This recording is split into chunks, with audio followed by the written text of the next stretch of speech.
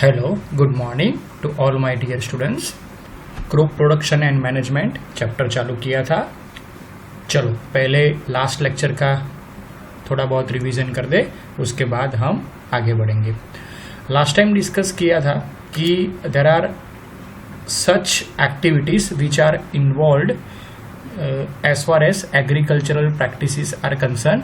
उसमें जो स्टेप्स है मैंने बताए थे, preparation of soil, sowing the seeds, adding manure and fertilizers, irrigation, protecting from the weeds, harvesting and storage. Preparation of soil हमने discuss किया था। उसमें जो सेकेंड पार्ट है वो आज डिस्कस करने वाले हैं कि how can we use the instrument as far as preparation of soil is concern. Fine, okay.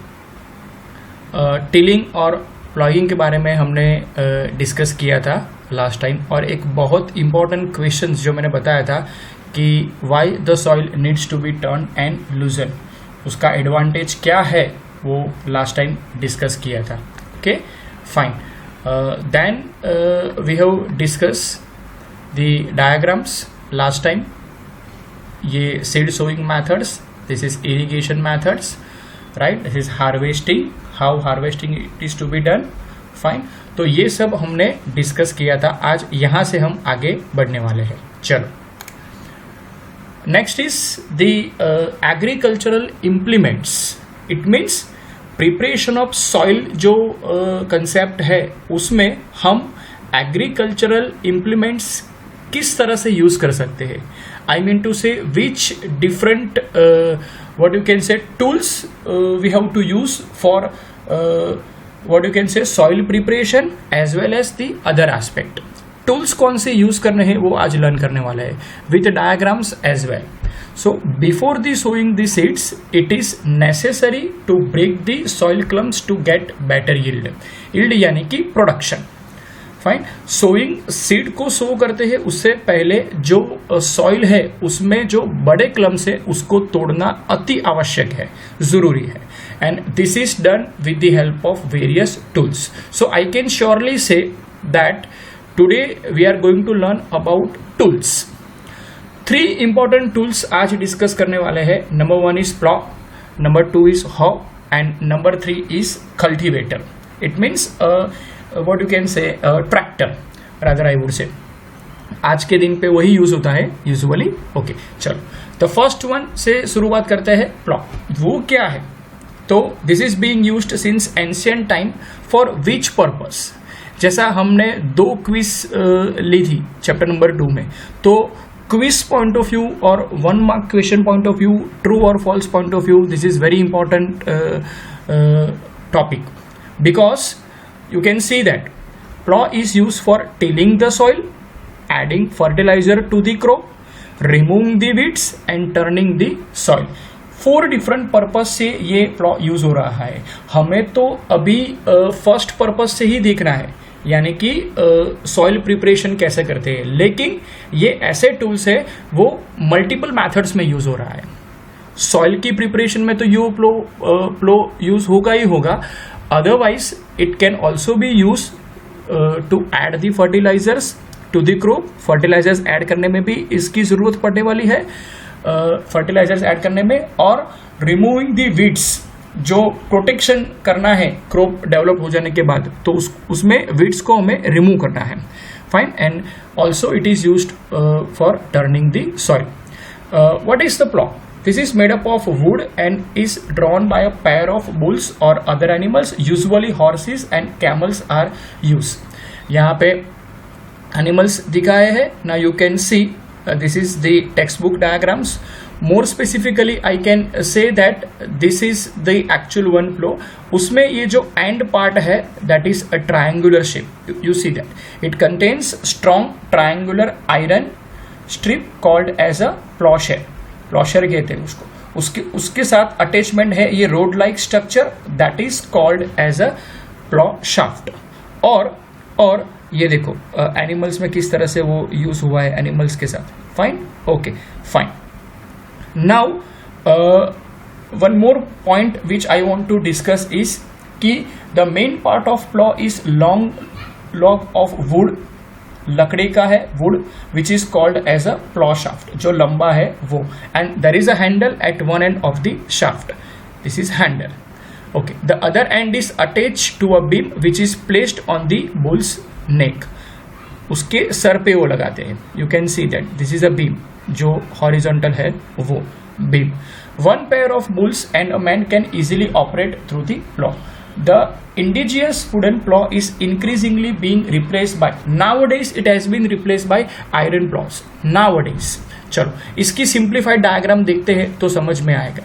Now you can see I have mentioned simplified diagram, right? You can see triangular and fine, और ये जो है this is what, ये जो है जो wooden का बना हुआ है that is a plow shaft, fine, and this is handle, this is handle.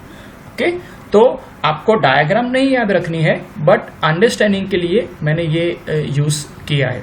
Fine. So it is used for mainly 4 purpose: tilling the soil, adding fertilisers to the crop, remove the weeds and turning the soil. 4 different purpose से ये use होता है. Okay, very important. And उसका थोड़ा सा introductory aspect आपको paper में लिखना है कि वो क्या चीज है. तो it contains strong triangular iron strip called as a ploughshare. Fine. The main part of the plough is long log of wood which is called as a plough shaft. तो 2 ही मेन पार्ट है, I can say, प्लॉशर and plough shaft. और उसके बाद handles के बारे में बता दो, किस तरह से वो एनिमल्स के नेक पे वो लगाते हैं.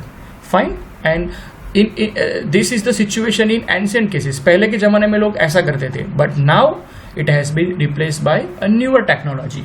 We'll see later on. Second one is very important, that is hoe. It is a simple tool which is used for, again I say, please remember one thing, किस पर्पस से कौन सी चीज यूज हो रही है, that is more important part. याद तो रखना ही है, fine, but at the same times learn भी अच्छी तरह से करना है. It is a simple tool which is used for removing the weeds को रिमूव करने के लिए, and for loosing the soil. जैसे बड़े क्लम्स को हमें ब्रेक करना है, तो it can be use to loose the soil. It has a long rod of wood, you can see long rod of wood और आयरन. या तो ये आयरन का बना होता है या तो वुड का. कई तरह के हो आते हैं basically. A strong broad and bend plate, look at that. This is bend plate. Fine. This is a textbook diagram which I have mentioned, bend plate, and this is a simple one. This is a bend plate. Fine. Of iron is fixed to one of the its end. एक road के एक and की ओर वो fix करते हैं, and works like a blade. वो blade की तरह फंक्शन करते हैं, and this is pulled by the animals. Animals उनको पुल करते हैं, राइट. देखो, this is a beam, so it can be used, what you can से, इस तरह से भी हम यूज कर सकते हैं, राइट, बीम लगा के. फाइन. तो जिस तरह से ये दोनों चीज यूज होती है फार्म में, very important. Plough 4 main purpose से यूज होती है. सेकेंड वन इज हाउ, वो 2 मेन पर्पज से यूज होती है, use for removing the weeds and for losing the soil. लेकिन ये हम अपने हैंड से भी कर सकते हैं, but it will take time, so better we will be using the animals. और एक बीम लगा दो और एनिमल्स के साथ वो बीम से अटैच कर दो, बात खत्म. एनिमल जैसे चलता जाएगा वैसे वैसे वो सॉइल जो है उसमें लूज होती जाएगी, क्योंकि वो ब्लेड का काम करती है. This function, the function of this particular part is as a blade.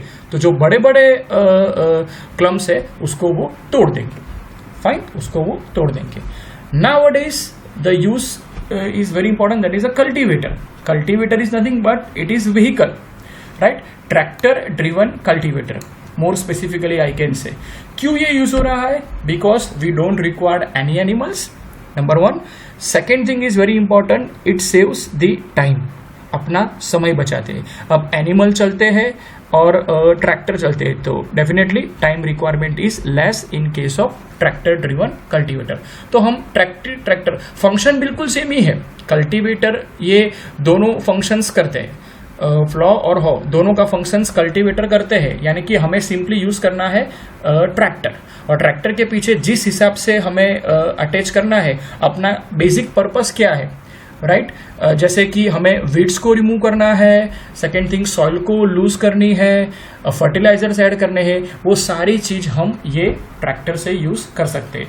Tractor चलाना है बस, और उसके पीछे जैसे अपनी रिक्वायरमेंट है उस हिसाब से वो लगा देना है। Is this clear? Fine. So first step is called as a soil preparations, वो यहाँ कंप्लीट किया है हमने। सॉइल प्रिपरेशन में आज के लेक्चर में हमने डिस्कस किया कि agricultural practice, agricultural implements, what should we use the tools so that it can be done easily, right. Soil preparation को हम जो एक प्रोसेस है उसको हम किस तरह से इजी बना सकते हैं, कौन से एग्रीकल्चरल टूल्स हम इंप्लीमेंट करते हैं, that is more important. Okay, let we start with the our second step, and second step is what? Sowing the seeds. कैसे सीड को सो करते हैं, दिस इज मोर इम्पॉर्टेंट। एक बार सॉइल प्रिपेयर हो गई, उसके बाद अब हमें क्या करना है? We have to sow the seeds. But कैसे सीड सिलेक्ट करना है वो आज लर्न करने वाले हैं, और I will show you the small video, right, so that you can come to know okay इस तरह से सीड को सिलेक्ट करते हैं। वीडियोस में इस तरह से दिखाया है कि आपको इजीली याद रह जाता है। इफ समबडी आस्क यू कि सीड सोइंग मेथड, वो एक लंबी मेथड है, राइट, उसमें फर्स्ट एस्पेक्ट है वो आज हम डिस्कस करने वाले हैं, क्योंकि seed is very important part as far as our crop is concern. जिस क्रॉप को हम डेवलप कर रहे हैं उसका पूरा तो नहीं बोल सकते, but major part is solely depends on which type of seeds we are selecting. अगर इतने अच्छे सीड्स हमने नहीं सिलेक्ट किए हैं तो हाउ कैन वी एक्सपेक्ट कि क्रॉप ज्यादा मिलेगा, आई मीन टू से यील्ड बढ़ेगी, राइट। तो यील्ड जो है, क्रॉप की यील्ड, उसका टोटली डिपेंडेंस किस पे है? सीड सिलेक्शन पे। Seed selection criteria is one of the essential criteria, right. Seeds आपके पास है लेकिन रैंडम बेसिस पे हमें सीड्स नहीं डालना है सॉइल पे। We have to be very careful while seed sowing. देखो किस तरह से हम सीड सो करते हैं, चलो देखते हैं। Fine. Sowing is an important part of crop production. Before sowing, good quality. This is one of the essential parameter. Quality seed की कैसी होनी चाहिए? Good. Clean होने चाहिए, उसको wash करना है पहले. And healthy seeds, right, of a good variety are selected. And farmers usually prefer to use seeds which give high yield. देखा, मैंने बोला था कि yield का totally dependence किस पे है? How you can select the seeds. Seed कैसे होने चाहिए? Seeds are of good quality, it should be clean, it should be healthy, और what you can say having a good variety. Okay, तभी तो yield बढ़ेगी, राइट। ओके, चलो selection of seeds कैसे करते हैं? This is today we will learn कि how can we select the seeds so that the function will be very easy for us. I mean to से we can improve the yield, we can get better yield. Put some grams, एक experiment है छोटा जो text book में दिया है, मैं video भी दिखाने वाला हूँ। पुट सम ग्राम सीड्स, थोड़े सीड्स को एक वेसल में डालो and pour some water on them. एक छोटा सा ग्लास लो, उसमें आपके पास जो सीड्स है वो डाल दो वो ग्लास में और पानी ऐड करो। आफ्टर फ्यू मिनट्स क्या देखना है आपको कि some seed started to float on the top. कुछ सीड्स लाइटर होंगे, कुछ सीड्स हैवियर होंगे। तो जो लाइटर सीड्स है वो पानी पे ऐसे फ्लोट करेंगे उनकी सरफेस पे। यही वो ऑब्जर्वेशन है जो हमें चेक करना है कि जो सीड्स सरफेस पे फ्लोट करते हैं they are called as a damage seeds, and hence seeds damage हो गया इसलिए वो लाइटर हो गया है, इसलिए वो फ्लोट करता है। तो जो सीड्स नीचे सेटल हो जाते हैं पानी पे they are of good quality, of course they are of good quality. तो इस तरह से हम सीड को सिलेक्ट करते हैं, therefore they float on the water. जो डैमेज सीड है वो पानी पे तरते हैं। This is a good method for separating good healthy seeds from the damage one.